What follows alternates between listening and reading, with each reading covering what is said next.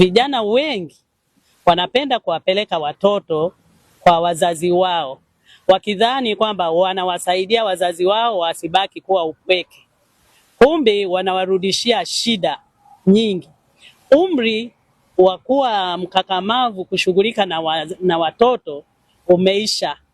Sio tena, hawana nguvu za kushughulika na watoto. Lakini vijana wengi wanawapeleka wajukuu nyumbani. Mara nyingi watoto wanacheza kule, utakuta bibi ni mkali. Kumbe ni stress. Pressure imeshapanda. Kwa sababu atawatunzaje hao watoto? Vijana, kaeni na watoto wenu waende Krismasi na Pasaka na mwezi wa 6 kwenda kumsalimia bibi. Sio kumpeleka nyumbani eti ndio yawe makao makuu yake. Makao makuu yako mbinguni. Mnatusababisha tufe mapema kwa ajili ya stress ya watoto wenu. Tupunguzieni huo mzigo. Tupunguzieni huo mzigo. Vijana, tupunguzieni huo mzigo. Kaeni na watoto wenu.